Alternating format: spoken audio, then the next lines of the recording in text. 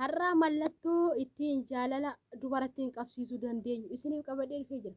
Yoo yaa nagaa fi jaalalli waaqayyo isiniif haa baay'atu. Akkam jirtu hordoftoota siifan gildoo bakka jirtanitti nagaan isin bira haa jiraatu isinii jechuun jaalladha. Egaa qufaan baay'ee na qabeera.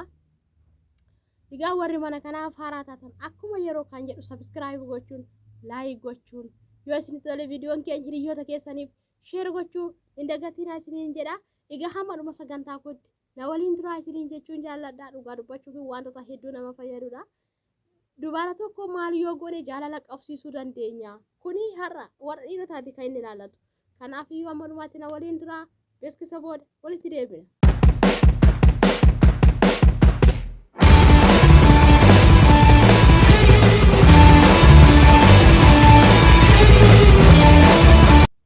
Tolega mallattoo akkamii fayyadamnee durba tokko jaalala qabsiisuu dandeenya yookaan nama hin arganna jennee hin yaadne tokko mallattoo akkamii fayyadamnee nama kana argachuu dandeenya kan jedhu tokko farratti qufaan baay'ee na qabee jira. Dhugaa dubbachuudhaaf hedduu na qabee jira qufaani.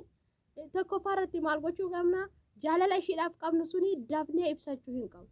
Kana gaafan isiniin jedhuuni namoonni tokko shamarran tokko yoo bifa qabaatte yoo argani yookaan amala ishii ilaalanillee yoo argani akkuma argan suniini sin jaalladhee kanadhaa jedhuuni sun immoo akka ishiin daftee jaalala kee keessa galtu hin taasisu. Sababni isaayyuu yookaan micoon kun nama biraa jaallattee jirti ta'a yookaan immoo siin teessitee background kee eenyummaa keessa ilaaltee si jaallachuu qabdi malee zim jettee ati har'uma bifa ishii yookaan bareedina ishii argiteef jaalala ishiidhaaf qabdu sun ishiidhaaf ibsitee fi si jaallachuu hin dandeessu. Kana tasuma hin dagatiin. Inni lammaffaa irratti hordoffii madaalawaa gochuu qabda.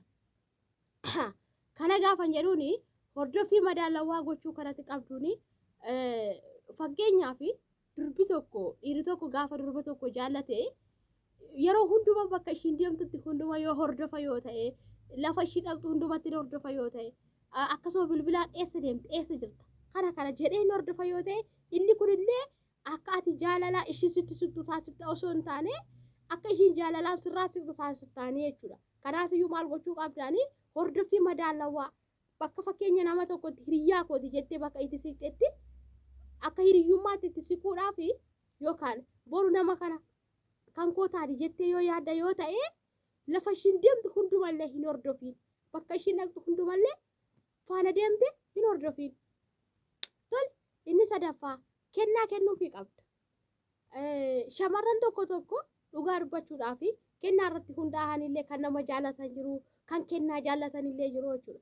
Kana gaafan jedhu fakkeenyaaf ilmi dhiiraa tokko shamarran tokko jaallachuu yoo barbaada ta'e yookaan boru kan koo taatii laati jedhee abjuu akkasii qaba yoo ta'e har'a lafa ishiin rakkattee lafa bakka guyyaa gammachuu ishiin qabdutti sixootaa kennaa kennuufii qabaanii.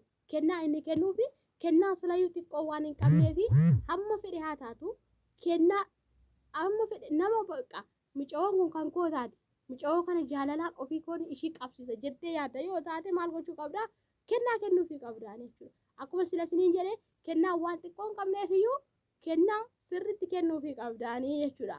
Guyyaa gammachuu ishiittis guyyaa gadda ishiittis bakka kennaan ishii barbaachisutti kennaa kennuufii qabdaanii jechuudha. Yeroo sana maal taate micoon kun si jaallachuudhaaf keessi ishii kaka'aa deemaa jechuudha. Inni arfaffaa hirkoo ta'iifi gaafan jedhuuni namoonni tokko hirkoo isuma itti hirkatan kana se'u.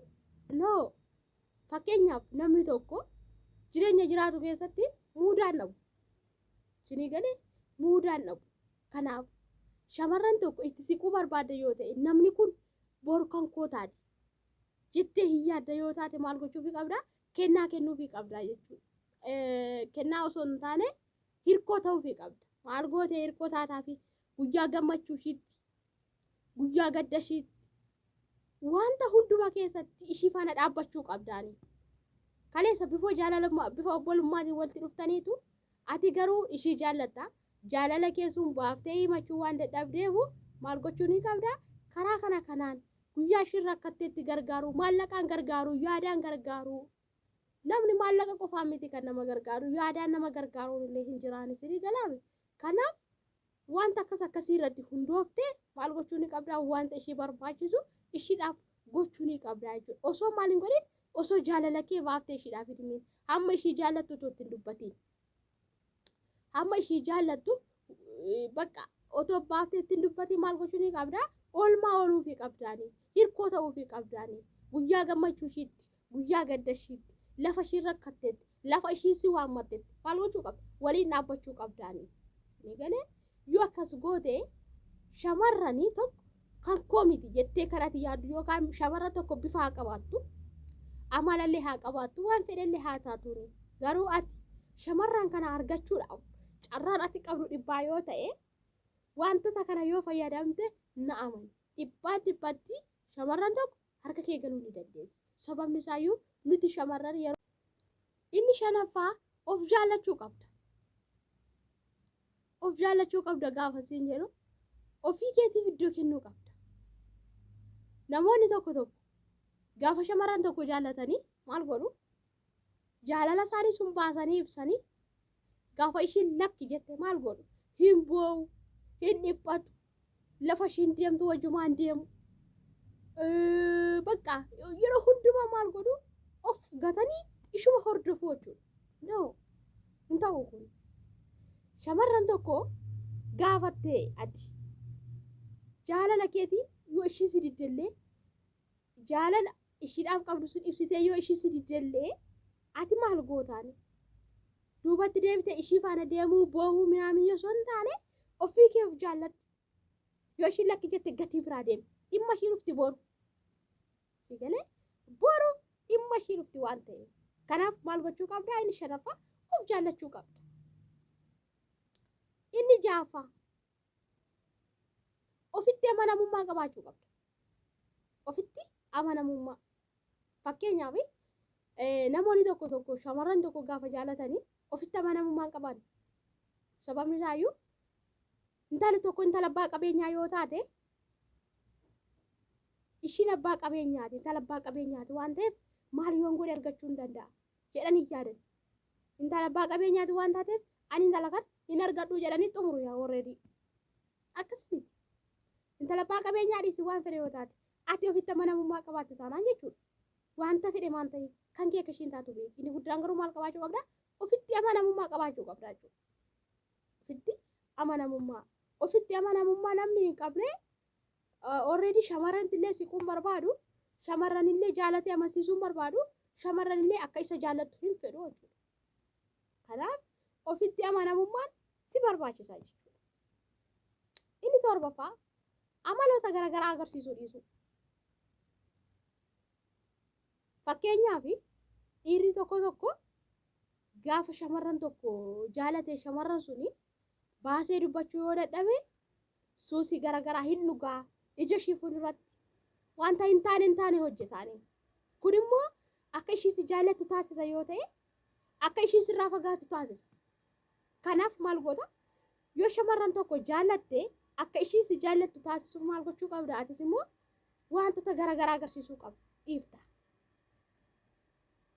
Gaafa ishii sitti dhuftu haala gaarii ta'e nagaa gaafachuu qabda. Jechoota filatamaa ta'e jechuu ni qabda.